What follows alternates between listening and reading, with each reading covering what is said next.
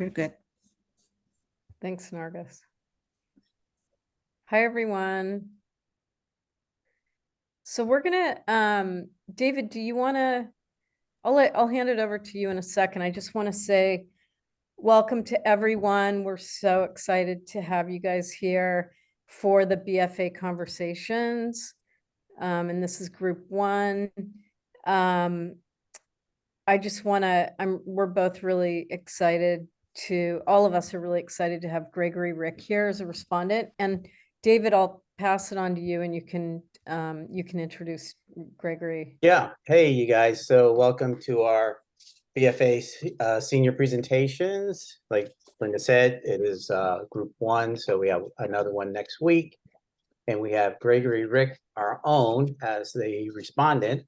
And here's a little bit on Gregory. So Gregory Rick was born in 1981 and grew up in South Minneapolis, Minnesota. He received his BFA from California College of the Arts in 2019 and graduated from Stanford University with an MFA in art practice in 2022, developing historical imagination and fondness of drawing stories. Rick collapses history while confronting personal trauma. His works exist as reflections of his personal experience while in dialogue with the wider world.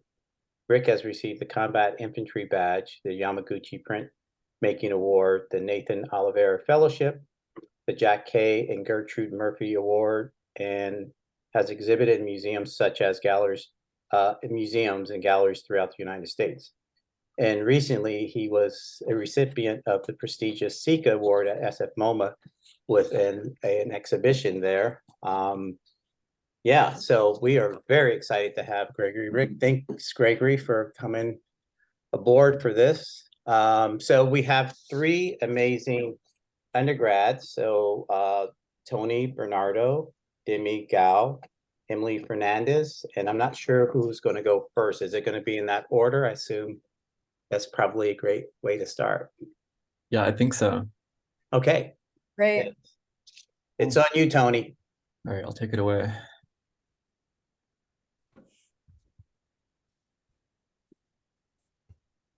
Yeah.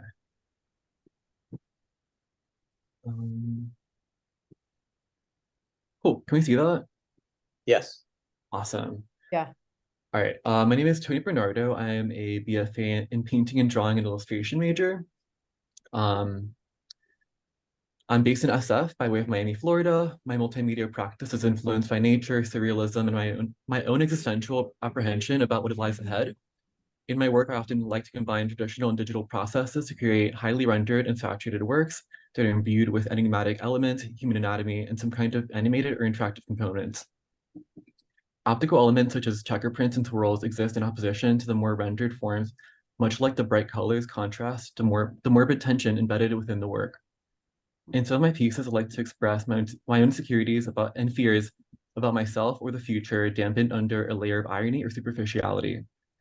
I like to use bright colors to disarm the viewer before highlighting our relationships to systems of destruction beyond our control and the ways in which we insulate ourselves in times of catastrophe.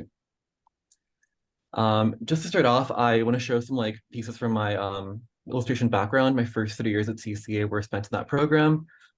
These were some graphic novel pages for the Velt. These were some digital illustrations of a Vanitas-inspired fruit portrait. And I feel like these kind of themes kind of come back in my painting work later on. I just didn't really realize it till later on. Similarly over here, I have some ballpoint pen drawings on paper, and these gig posters for drag queens that I really admire. During CCA, I also took some classes in screen printing, which I found to be really enjoyable and I loved it. This one is called Metamorphosis, which deals with the kind of the depiction of the human body across different forms, from robotic to kind of decomposing to skeletal. I'm really interested in the anatomy of the human figure, and it pops up in my work pretty often. This was an entitled self-portrait where I tried to kind of work within different layers and kind of include a lot more texture, I guess, and line work into this portrait. Same thing with heads too, which is a 5-layer screen print. Doing a fountain print where I get to kind of like look at more colors. I also want to include some pics of my sketchbook practice. Most recently, I created this new sketchbook where I'm working with just type and kind of trying to use it as an abstract medium and making it a little bit more illegible. And I find that type kind of comes back into my work later on in this previous semester. Um, these are some other pages that I've done in my sketchbook that are more detailed. Some of them are from life. Some are just from photos, but I like to kind of like maintain that practice. I get to be a lot more free, I think, when I work on my sketchbook. This self-portrait was done during COVID. After spending like, I don't know, a year with myself in my own, dorm, I kind of made this giant self-portrait as a self-reflection of where I am currently in that moment. And I still have it with me to this day. And then when I came back to campus, I started making some works about suburbia and disruption and what that might look like. So here I did a piece where there's like a UFO kind of coming into this neighborhood and it's like flashing its beam. And I kind of want to create like a very unsettling kind of mood within this piece. Then I took it a little bit further with more planning and I did some digital sketches for a newer composition that was more personal to where I kind of was at that time, post-COVID, or not post-COVID, but like, during COVID. And so this became this painting called Bob Picnic, which kind of was a reflection about kind of my distance I felt from destruction during this really perilous time. I spent a good couple months in Florida during this moment during COVID, and so down there it was pretty. The attitude was very different, and there's a lot more rates of COVID, and I felt very scared for my family back home, but I had no idea how to help them living in SF. And so, just thinking about that and kind of like our own leisure and self-preservation in these times of destruction. And I found that this painting has kind of evolved over the past 2 years, I guess. I feel like when I come back to it, it has newer meaning and there's newer world events that kind of can be applied to this kind of painting. Working off of that, I created Smoke and Hot, which was kind of a like ironic portrait of myself, kind of enjoying the heat, with my sunglasses, and I'm kind of like melting and almost glitching out almost, and kind of this kind of dichotomy of attitudes, I guess, that I was feeling towards, I don't know, just global shifts, I guess. Yeah, here's another detail of that. I was trying to play around with like drawing on acrylic paint, and I found it to be a little bit more difficult than paper. Obviously, there's a bit more resistance, which led to some more experimentation with that a little bit later on.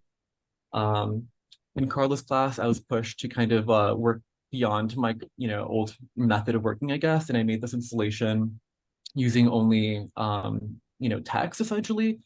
And I felt like this was a huge turning point for me, and I felt like I kind of wanted to like delve even deeper into this and kind of work within translations. And you'll see what I mean by that in a second. Um, here is another text piece that I made during that class, where I'm kind of trying to imbue text in a more abstract way and a more illegible way. Okay, and then this is my studio from last semester. The corner of my studio kind of became a mess towards the end, and I kind of just loved looking at it. And so I just thought about like kind of the interplay between my digital illustrations, my word art, some of my sculptures, and thought about kind of creating my own composition based off of this kind of mess, which brought me to this. It's currently untitled, but in this piece, I kind of want to work with the idea of kind of sensory overload and kind of not being able to focus on one particular thing and always being bombarded by like just elements of leisure and death and I don't know, just a lot of different, I guess, things, nature. And so I'm trying to include all this like stuff into this one piece and then kind of create some moments of peace or lulls, I guess, towards the very top. Here's some more detailed shots of this. It's a really big piece, so I had to look at some closer up shots. Currently, I'm working on this larger drawing on paper called Fruta Bomba, where I'm kind of thinking about this picnic scene, but from a more kind of close up or zoomed in perspective, thinking about just the fruits alone at this picnic, what would they look like in the instant that a bomb went off. I'm kind of putting that lighting element or like that lighting kind of scenario within this piece. And then kind of pushing the scale. I want to make this into a like a wallpaper almost to kind of create a sense of like exaggeration and just like kind of yeah, just being just drop out fruit. These two are fruit studies based off this most previous drawing, where I'm kind of like loosening up a little bit more and kind of creating this vignette. I found that working from a gradient made me a little bit more less apprehensive to work on the canvas. I feel like when I work on a white canvas, I get very overwhelmed. So it's kind of like good to have that to work off of. And that brought me to this next painting, where I'm kind of like seeing what I would look like sitting down at the park when, you know, something big went off in the background, like a big bomb or some big event or something. And kind of this kind of vanishing quality of the light towards the very top. And then for my BFA show, I'm currently working on some larger scale drawing pieces, including this one, which is currently a work in progress, where I'm kind of trying to create just different layers of imagery, text, you know, portrait, bringing in some of the fruits, but in a more subtle and less, I don't know, simple way, I guess. And yeah, I'm really pumped to kind of see how this turns out. Yeah, I appreciate that. Thanks for letting me talk about my work. Sorry, it was a little bit sped up. I just wanted to include everything possible. But my show will be on November 29th at the Campus Gallery from 5 to 7. And down below is my Instagram and website. But yeah, thank you all for being here. I really appreciate your support. Thanks, Tony. Yeah, thanks. Yeah. Should I stop sharing or should I keep this? Should I keep sharing? What are you thinking? Yeah, stop sharing. All right, you got it. Yeah. All right. Great. Yeah, I was really moved, but a lot of your work seems so poignant to the times of now, and this kind of idea of this, like, these existential threats, like, you know, appearing quicker than we can kind of digest them. And I kind of was really touched by like these text pieces you had, especially the text within the gradient, or, you know, where it's kind of like the words kind of lost me, you know, where I feel like there's something like really, really, you know, kind of moving about like trying to like digest a word and then moving to a next word, or like a piece of the word, and they all become tangled up, which I find is really kind of like how we're living today, or at least how I'm living as I digest media. And you know, the world can be very scary. I feel like you have this idea of kind of making kind of these harder subjects, or, you know, subjects more difficult to deal with, or, you know, maybe that we don't even know the answers to, kind of making them digestible through color. And I feel I was kind of thinking about, you know, a painter, Robert Colescott, Bay Area painter, and this idea of the 1-2 punch, you know, kind of bringing them in with, you know, kind of the sensibility of color, if that's the surface, or what have you, and then hitting them with the message, or hitting them with, you know, why, what you thought was important enough to make an artwork around this. And I feel like that's a very cool strategy, very a good strategy, you know, for yeah, I mean, because a lot of times we turn our head when things seem so you know, disturbing. Yeah, you know, but I feel like a lot of times it's like, yeah, getting the viewer's head to stay you know, engage with the work long enough to kind of let the message absorb in. And but I feel like there's a nice play between that and not letting things become too over the head, you know, with, you know, this use of abstraction or these word paintings, which I really like the installation one with all the different, where I believe you said it was in Carlos' class or something. Yes. all these different words in a piece, and you showed kind of like just different ways of working. It was a self-portrait, it's more kind of figurative work, which I really like. The picnic too, kind of playing on this tradition of picnic paintings, with the bomb in the back. That was really a strong piece, I thought. Yeah, there's in your I guess kind of the you talking before we started to see images. You talked a little bit about this existential apprehension.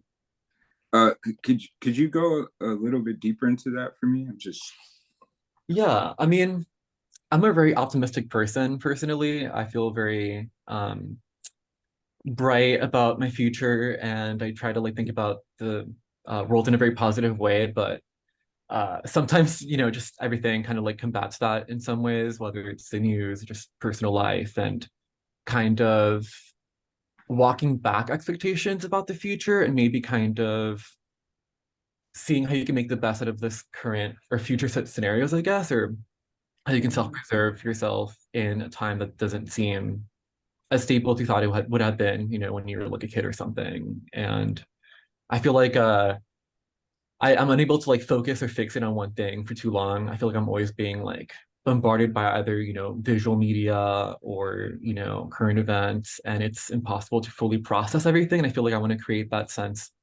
in some of my more layered works where it's kind of the same kind of experience of being unable to digest everything fully, because everything is just all in conflict with each other, um again, I feel like the attitude towards the future is very much like it's always being like kind of in either extreme, I guess, but I try to keep on the positive side. But I want to use my work as a vehicle to kind of express this more deeper insecurity I feel about the future.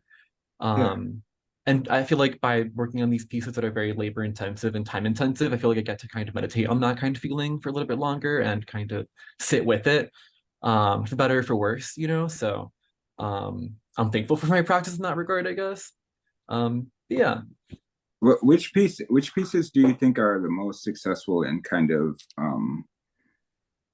displaying the internal feelings of angst? Or I would say like the picnic one was a really big like North Star for me. I feel like that kind of was like a very literal kind of depiction of how I felt in that time, I guess.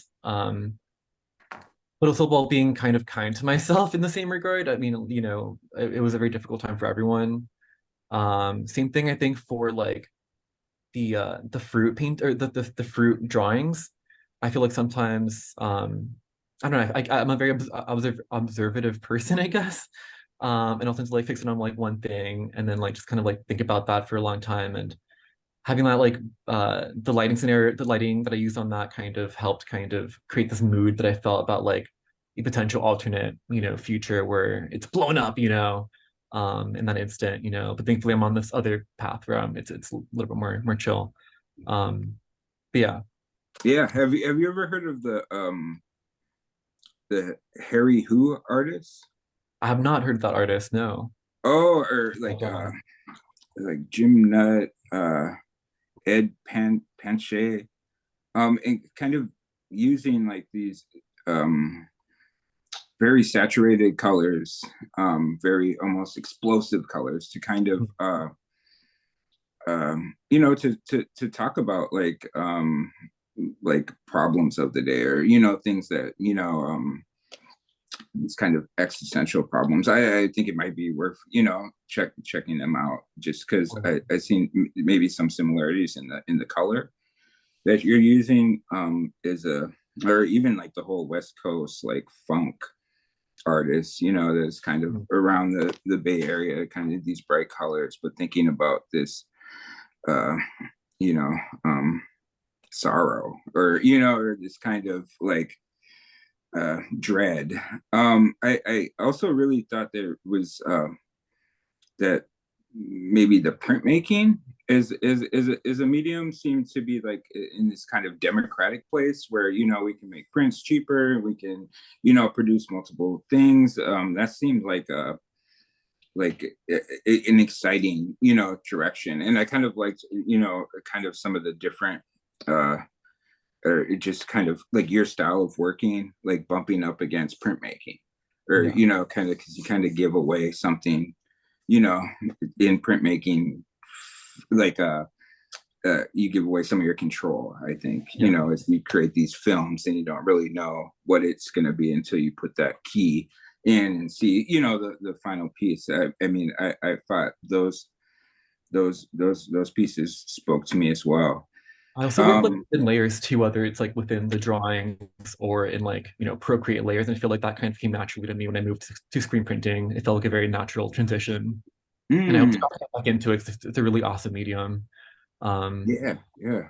Have you tried any other forms of printmaking before? Or? I've done like lino cut before, and I think that's about it, honestly. But I do want to do more. I feel like it's a really great way to like create just multiples of your work. Yeah. Yeah, it's a very cost-effective way. Can, Um, can you talk a little bit more about this layering? Because I feel like I as well work a lot with layering in like the creation of some of my paintings or pieces. Do you start? I feel like this kind of apprehension around the white, ground, yeah. to be something that that I hear a lot, from my students, or that I experience myself as well. And I feel like this gradient was a nice way of, kind of moving past that. What other ways do you go back ever? Is kind of, I guess, Back to older work or or back to the beginning layer, or those layers oh, as you yeah, build up. definitely. Yeah, I think when it comes to when I approach a piece and I know I'm gonna be like layering or not being as it's like not one single image, I feel less anxious about it because I feel like I get to like kind of hide things within it, and kind of, be a little bit more free with it. Whereas if I'm working on just like a single image, I feel like I'm kind of working against my own perfectionism. And I think by layering too, it's impossible to like fully render everything too. So you're kind of forced to kind of make decisions about what is important and what is worth, kind of, you know, doing all the way, I guess. And I feel like I kind of enjoy work where it feels like it's a bit more, it has like an unfinished quality almost, where you're kind of filling in the gaps as the viewer. And I feel like that's some really powerful work, I feel. Um, where you're working kind of like you're working collaboratively with the viewer to kind of fully create the image, you know. Yeah, awesome.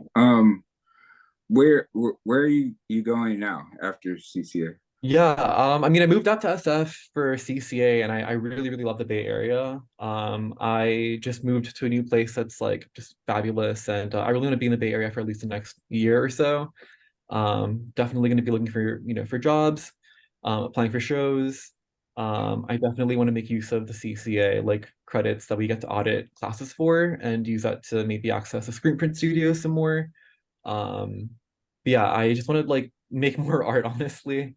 Yeah, Um, yeah, I'm really thankful for like for the experience that I've had at CCA, but I'm really pumped to kind of move into my new stage of life, I guess, as a professional artist working post grad or post undergrad. So very yeah, excited.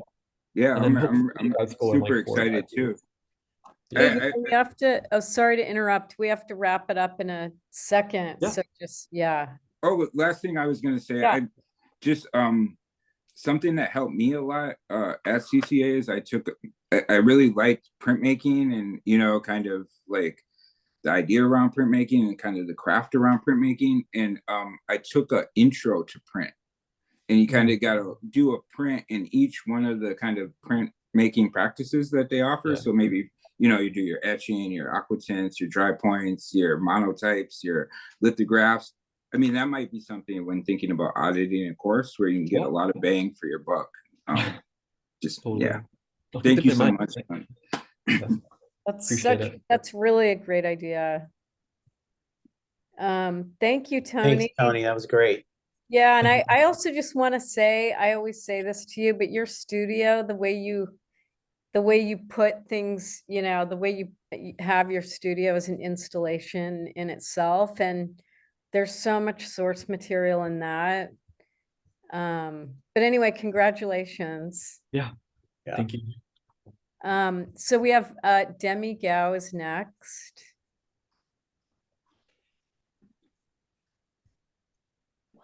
Let me share my screen. Can you see it? Yeah. Yes. Okay. So my name is Demi Gao. I was born in China and currently live in San Francisco. I love rock music, experimental film, and collecting antiques. I became interested in art element from element school when I was like kind of bullied by many of my classmates because of my disability.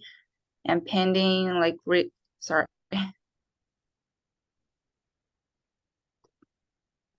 And painting really like became a safe place for me, and I could feel calm in process of painting. And my parents like to collect antiques, which made me interested in ancient Chinese art since I was a kid. Due to these factors, I eventually chose to major in painting, and my paintings also represent my inner world.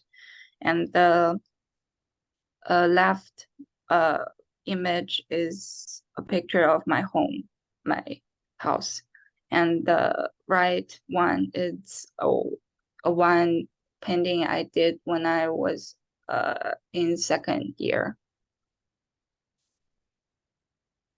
And a lot of my works is inspired by traditional Chinese culture, such as ancient Chinese murals and Chinese ink paintings. So I don't just want to copy these elements, but I also want to blend the Eastern and the Western culture together to create my own. And you can see on the right, it's a mural painting of Bodhisattva in the early Tang Dynasty. And the painting on the right is my newest painting. It's called Samsara. It means like a circle of like birth and death. And so I use like more contrast, like color palette to show like the different like feelings. And the left, the Buddha statue is like I'm inspired by the Chinese ancient murals. And and the left one, it's called All Beings. It represents like subconsciousness, and you can see there's many faces, and I think these like we have like different feelings, and we have different thoughts, and these are like different faces, and these faces represents everyone. And you can see a lot of faces like a shading away, and these like means like transcend of like extent. And this is also like a painting I done last year. It's also inspired by the ancient mural paintings, and I use a lot of like acrylic medium to make it looks like a more like a mural. And this one is an oil painting. This one is a little bit different from my other works. It's more abstract. I use like I want to show my inner world, and I call it real flower river because I feel like in my inner world it's like there's always like a flower river like floating, and I can really become like when I painting. And this one is called conglutinating. This means it's more about myself. This is only the only one painting I made like for myself. It's about my disability. I feel like sometimes I really feel like I'm kind of like glued together. I feel like I'm like several pieces and glued together. And this one is acrylic paint too. I use a lot of like heavy gel acrylic medium to make the surface more like glowish. and this too is a series. I use more like inspiration from Chinese ink painting, like the landscapes, and I didn't use the Chinese ink, and instead of that I use oil painting. And this one is my newest one too. It's called Burst. It's talking about like meditation, because I meditate, and when I'm meditating, I feel like there's there's a harmony and peacefulness coming through my inner world. So the colorful pieces, like the colorful part means like the harmony and the happiness. And after graduation, I would like to go to grad school for further broaden my horizons. In the meantime, I'll be looking for some internships with galleries and will continue create more artworks. And I also working on some sculptures for films to enrich my art. Thank you.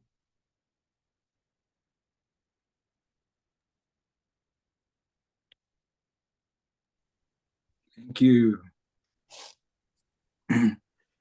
Awesome job.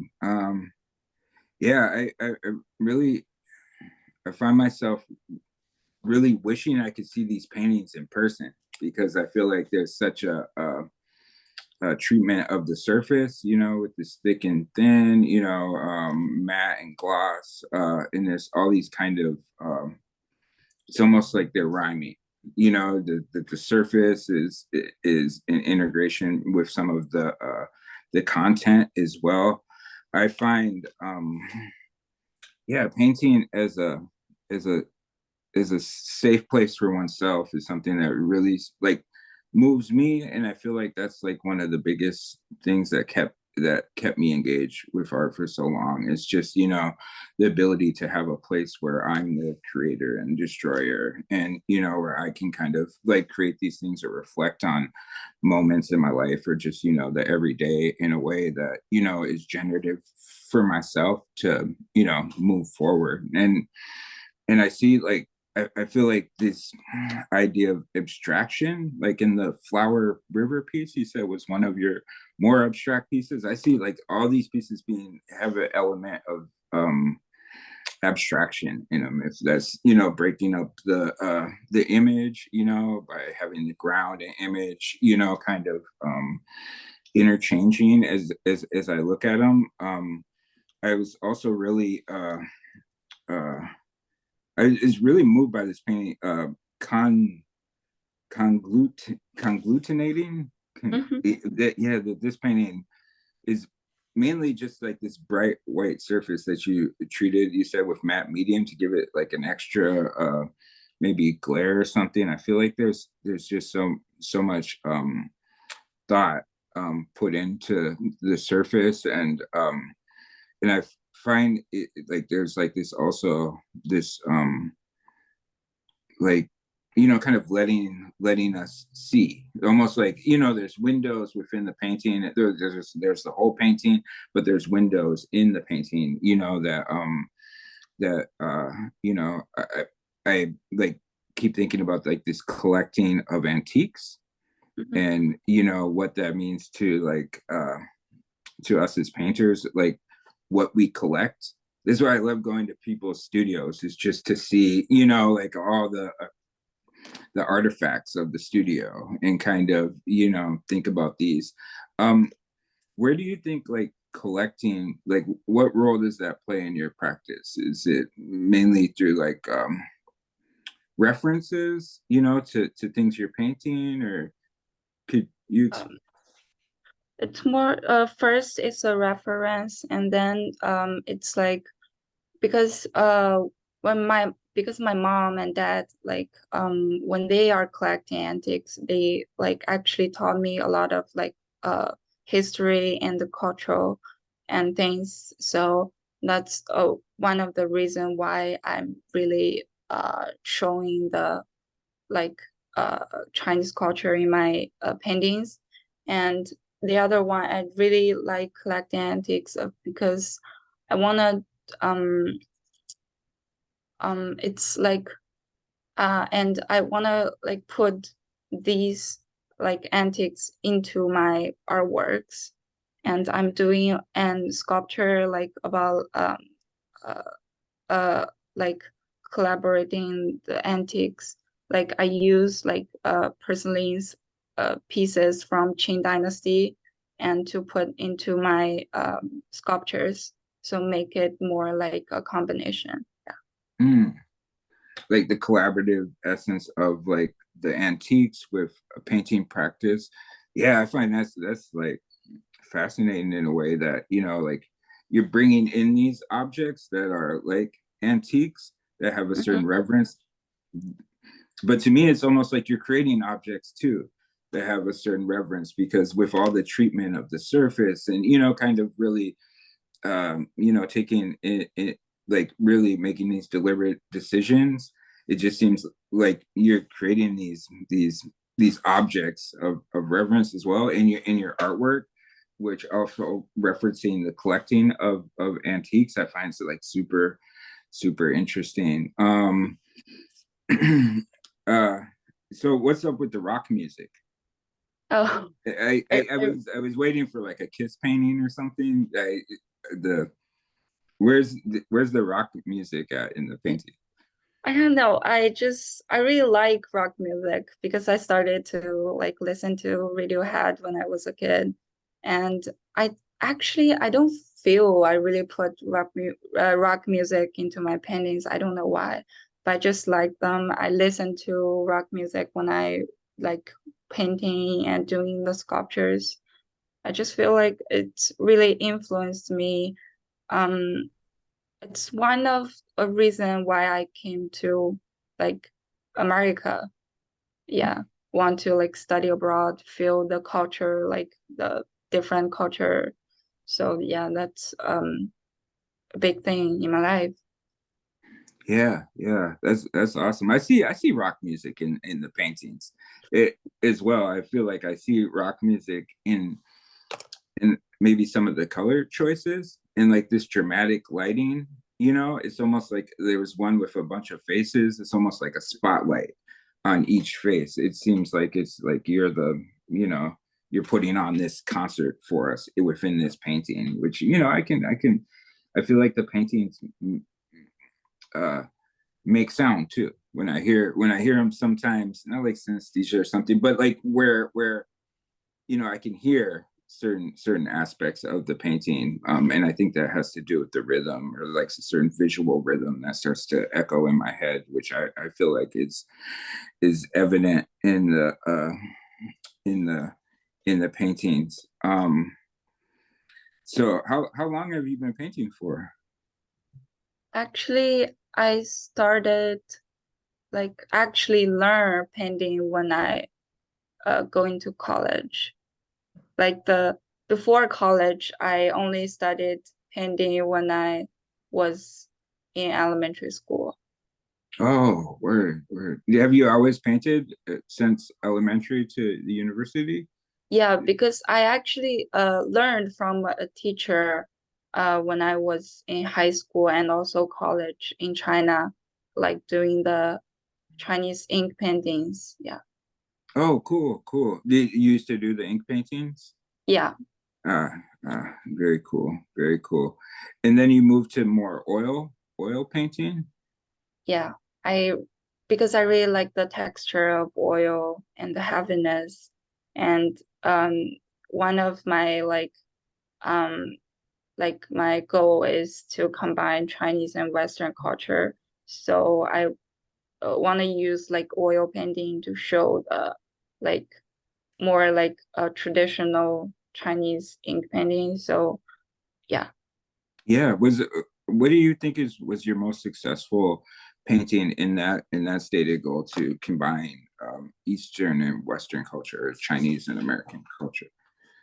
I feel like the newest one, the Samsara one, it's like the left one is a mural like Buddha's statue, and the other one is more like a demon. So it it represents like a darkness of our like inner world.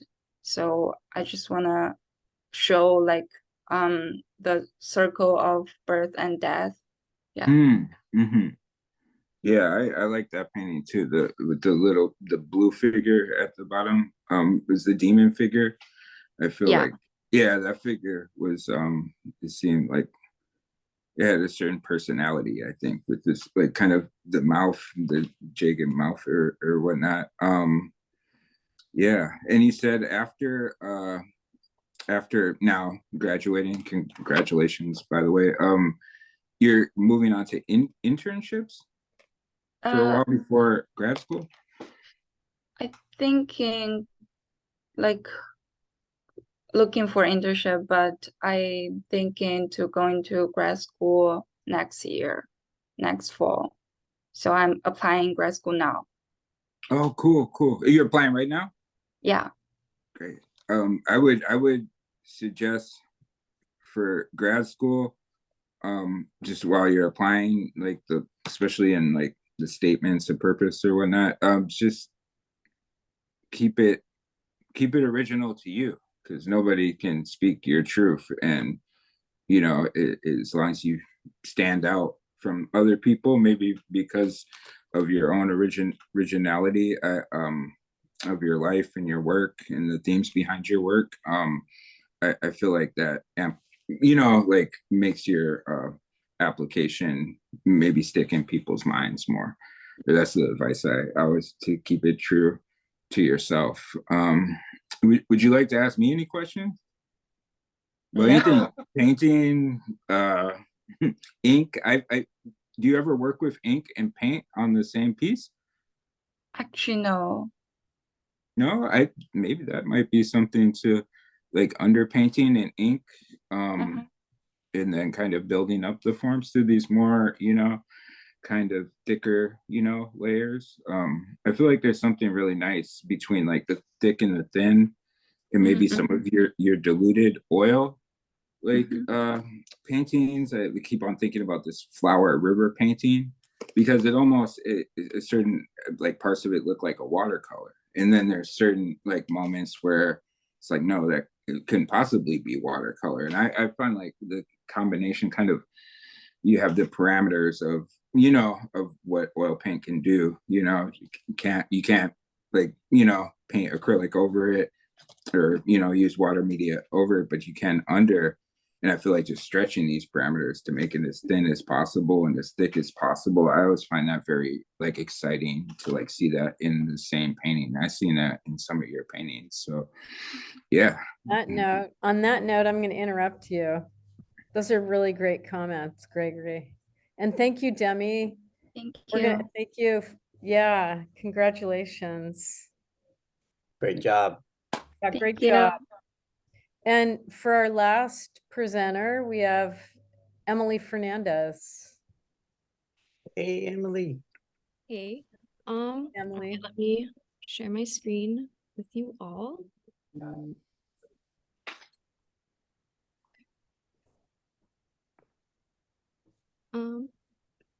can you guys hear me and see okay? Yeah.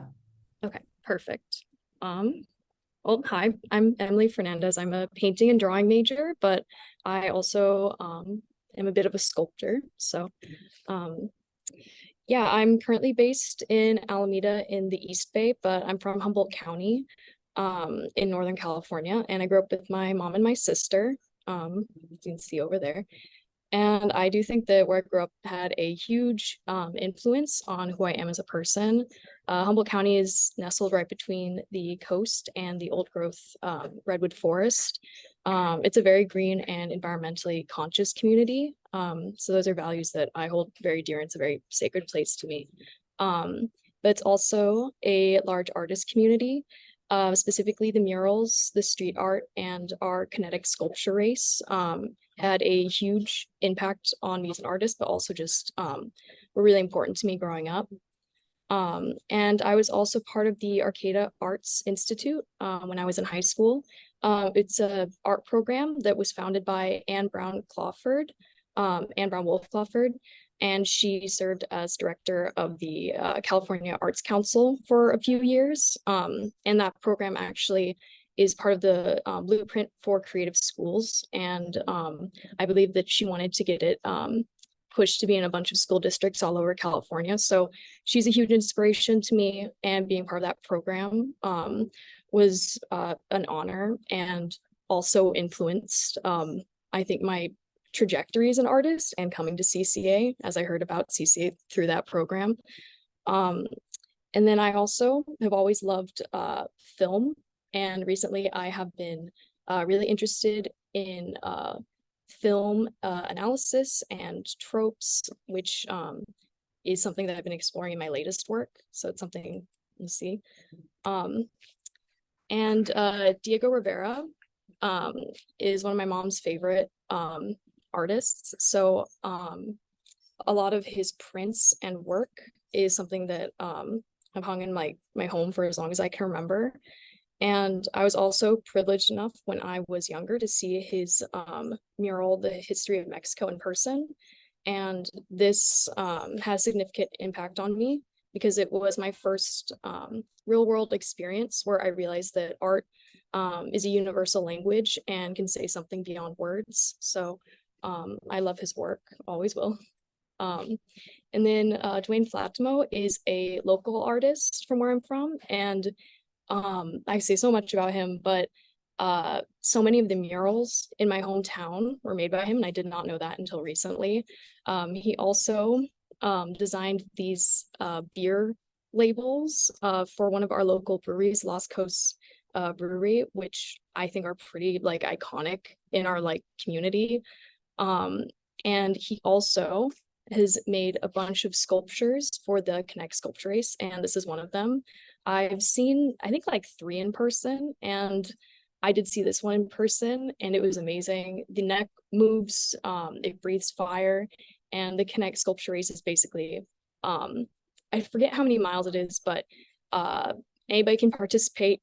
It's not really a competition, it's just like what you can make, and like the goal is to have it go through our town, go over our dunes, and go across our bay, and just kind of master all those terrains. But a lot of them don't make it that far, but that's okay because we're all there to have a good time.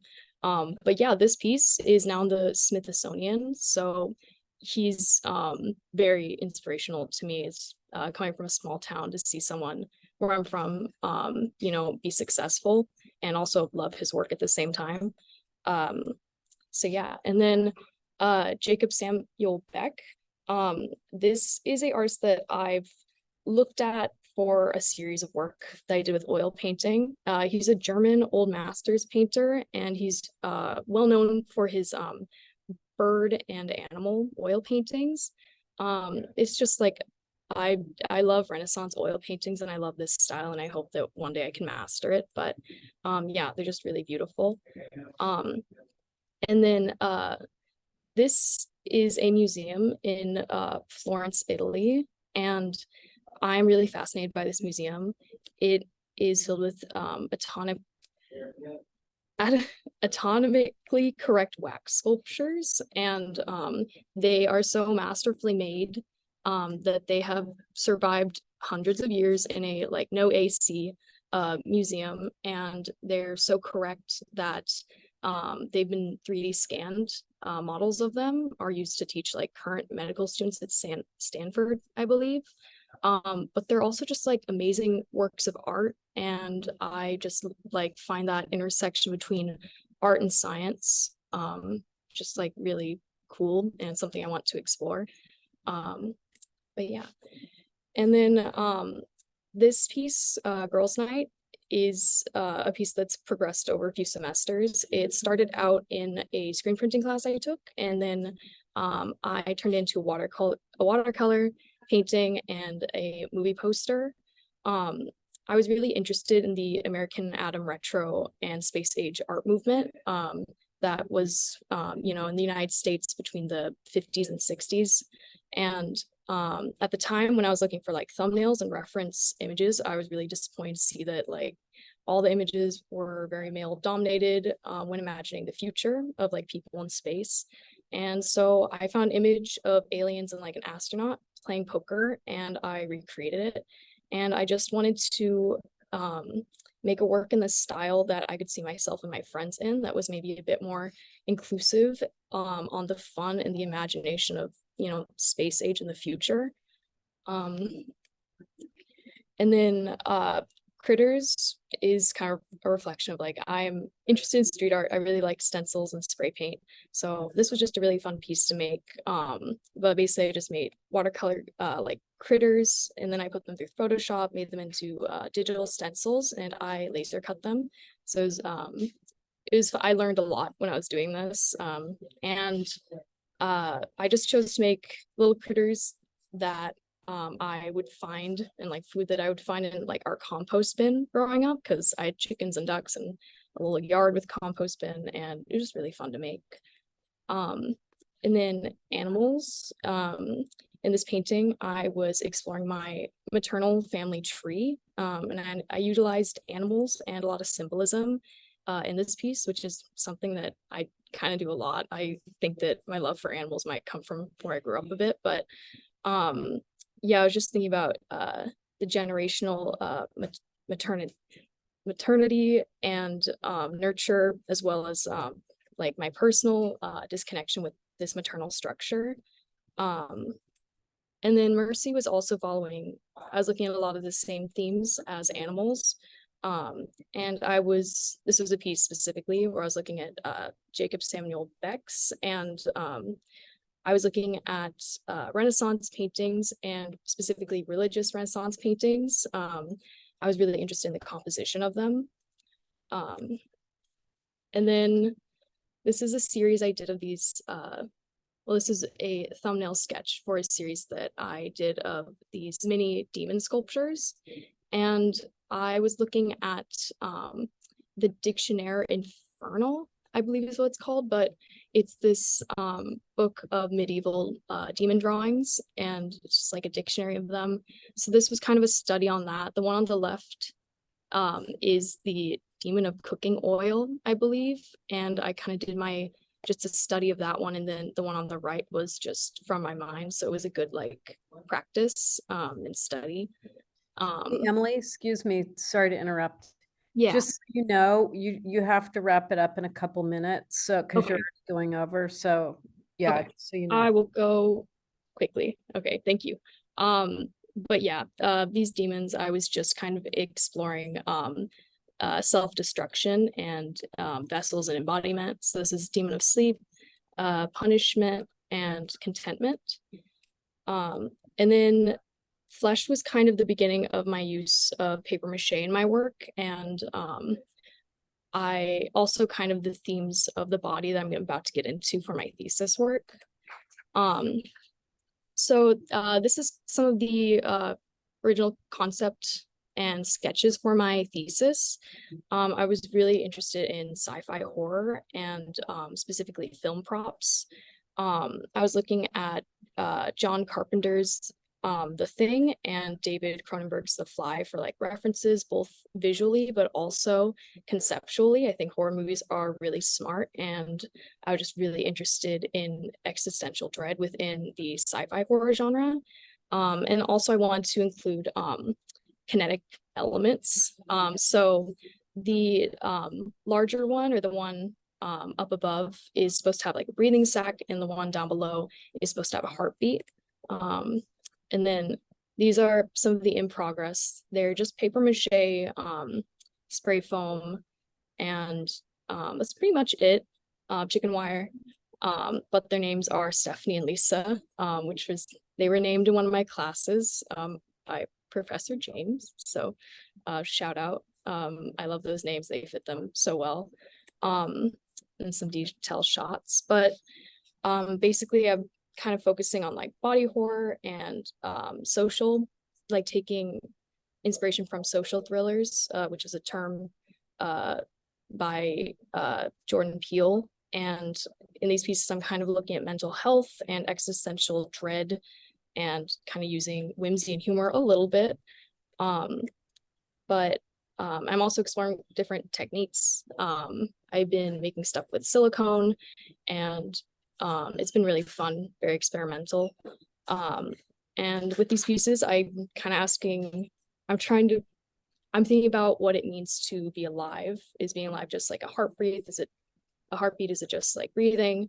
And that's kind of where the kinetics of it come in, the mechanics of it, of just kind of going through the motions of existing, but not truly living, because they're supposed to breathe and have a heart. But at the end of the day, they're just sculptures. They're just paper mache and stuff.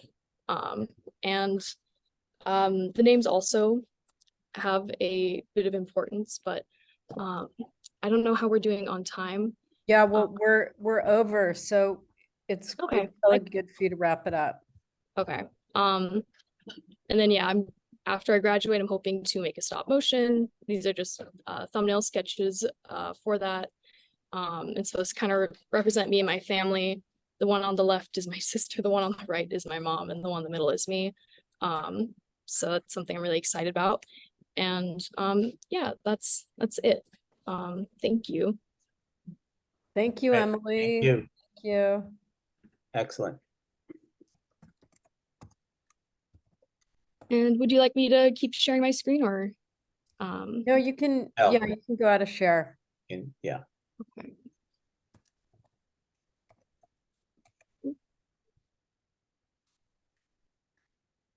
Hey, Emily. Congratulations on, this culmination of your studies at CCA. And I just want to say I was really you had a wide range of influences at the beginning, and you backed it up with this kind of wide range of work that I found. I know you mentioned Dwayne Flatimal. I was also thinking a lot about Luis Jimenez, Maya Peoples Bright, Luis Cruz, as artists from this kind of candy store art movement that I guess from the Bay Area funk tradition that your work really seems to have, certain parallels with. And I find it exciting that, CCA or that Bay Area art continues to, push in the direction of the undefinable, of, I thinking about your sculptures specifically, and I like that they're not like sculpture this, that they're just Stephanie with Materialist, or Tom Peter Smith, with a materialist. And it's kind of like the sculptures are these materials, and they're not something to be looked at. I also felt like the paintings, I was really struck by this painting of animals. The first one you showed, the animals with where it's kind of this strata building up, and there's these kind of like bones in the ground. And I was, kind of thinking a lot. I've been thinking a lot about that in reference to just, us in our time now anyway. And, this Anthropocene, and what does that mean, and what kind of relics will be digged up in the past. So I like that. I like the comedy of these bug, they like prints, bug stencils. It's almost like the remnant of a bug that's kind of this glowing fluorescent paint. It's almost kind of what a bug is. And I find it really interesting that they were on the periphery of the canvas or paper. I feel like this girls' night was like a strong critique of of a male dominated future, and kind of using futurism as kind of this wide open space where anything can be, to kind of confronting some of these social problems that still persist to this day. You mentioned that growing up in Humboldt is kind of like a big kind of influence in your art, or kind of like a kind of led you, is that, I know with the animals and whatnot, could you expand a little bit more of what Humboldt means to your art? Or Yeah. I guess it's not too well like represented in my current work, but it is something I want to represent in the future. Is just yeah, I think the kind of organic nature of some of my work, but also I just like when I'm making work, I'm trying to be as environmentally conscious as I can be. And I want to push that more in my work. Um, it's also just, I don't know, I think that where I'm from is very like isolated. It is like 5 hours from like anything. And so it's kind of just like a little art hub. And I do want to look at like the quietness of where I'm from and like the isolation of where I'm from. I think it's maybe more affected me on a personal level. I don't know how much of it comes out in my art, but it is something that I do want to explore in the future. But yeah, I don't know if that answered your question, but no, I mean, I just when I look at your art, I see like California, or more specifically Northern California, and this whole kind of tradition of art making that goes along with that. So I see it. I mean, I can't pinpoint like where exactly, but I feel like just kind of the reverence for animals, or kind of gives me a feeling like Roy DeForest, or someone. And I I would like to hear more about kind of like this art making, kind of sustainable art making. That how much of that comes into effect when you're like making something?